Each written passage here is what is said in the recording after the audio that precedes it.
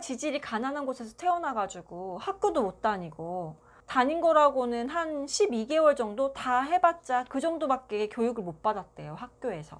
친엄마도 9살 때 돌아가셨고 결혼하고 17개월밖에 안 됐는데 아이를 낳다가 누나도 그 산육으로 돌아가시고, 네, 누나도 죽고 동생이 있긴 했었는데 워낙에 어렸을 때 죽었다고 하더라고요.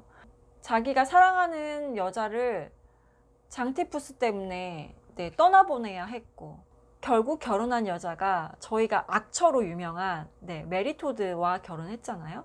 이 책을 처음부터 끝까지 읽는 내내 링컨 대통령이 너무 불쌍한 거예요. 안녕하세요, 반갑습니다, 이시쌤입니다. 여러분, 혹시 여러분께 멘토가 있으신가요? 데일 카네기에게는 멘토가 있었습니다. 바로 링컨 대통령이었는데요.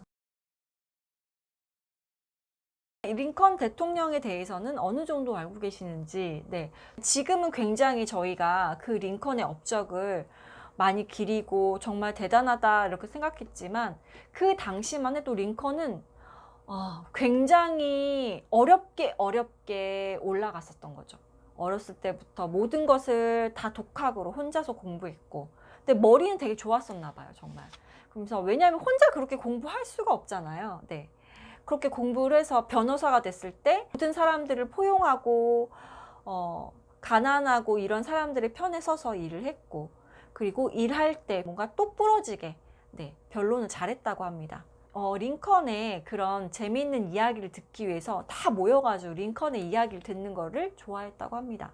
그만큼 굉장히 유머러스 했다고 하는데 입담이 되게 좋았죠. 그러니까 변호도 잘했겠고, 하지만 링컨은 그런 반면에 굉장히 우울한 삶을 또 살았어요. 또 이 첫사랑을 떠나보내면서 굉장히 우울증에 빠져서 거의 한 2년 정도? 네, 뭐 아무것도 못했다고 합니다. 그렇게 하다가 어떻게 해서 이 메리토드를 만났는데, 이 메리토드는 링컨과는 정반대인 인물이었던 거죠. 링컨은 가난한 집에 막 그냥 다 읽어서 잃었던 집안에 태어났잖아요. 하지만 이 메리토드는, 네, 부유한 귀족 집에서 태어났습니다. 그래서 노예도 부리고 있었고 학교 공부도 많이 받았고 이것저것 안 해본 일 없이 막 굴러서 살던 이 링컨이 변호사로서 성공을 하긴 했지만 그런 것들이 다 몸에 배어 있었겠죠. 자유로운 영혼이었겠죠, 어떻게 보면. 그런데 이 메리토드는 엄격한 규율에서 뭔가 요조숙녀로 컸던 거예요. 하지만 성격은 또렷했습니다. 링컨이 막 흐지부지 약간 뭐랄까 사람들을 너무 배려를 많이 했다면 이 메리토드는 자기가 생각한 것을 직선적으로 말하는 그런 여자였던 거죠.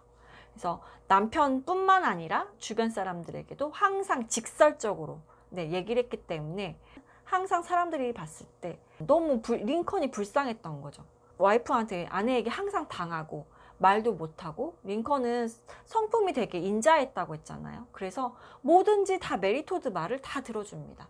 메리토드가 정말 많은 사람들 앞에서 자기가 화가 났다고 뜨거운 커피잔을 그 링컨 얼굴에 쏟아 부어도 링컨은 아무런 말도 못했다고 하죠. 그런 일화가 유명하잖아요. 그래서 악처로 유명하고. 하지만 어떤 또 제가 찾아봤을 때는 메리토드와 이 링컨 간의 관계가 나쁘지 않았다는 말도 있더라고요. 그래서 어떤 말이 맞는지는 모르겠으나 책도 데일 카네기가 도서관이나 이런 데를 막 오랫동안 이제 카네기가 이제 링컨의 그런 자료들을 수집하고 살아있는 링컨을 알고 있는 사람들을 찾아가서 링컨의 이야기를 듣고 그렇게 물어 수집을 해서 이 데일 카네기의 나의 멘토 링컨이, 네, 지어진 겁니다. 그렇기 때문에 이 책 내용을 보면 솔직히 저는 링컨에 대한 이야기가 굉장히 많이 나올 줄 알았어요. 무엇보다 안타까웠던 거는 이 링컨의 일생이 정말 행복한 날이 있었을까 하는 생각이 들더라고요. 이 책 읽으면서. 너무 암울해요, 정말. 그래서 그 링컨의 얼굴을 보면 그 수척한 야윈 얼굴에, 그쵸? 막 주름진 얼굴. 그런 얼굴에서 느껴지는 우울함. 그 눈을 보세요. 눈이 굉장히 우울하지 않아요? 링컨의 눈을 보면. 나중에 그렇게 힘들게 이제 변호사로서 뭔가 돈도 좀 많이 벌고 성공을 하고 했는데 막상 결혼은 또 자기가 처음에는 서로 연애를 해서 좋아했대요. 링컨도 이 메리토드를.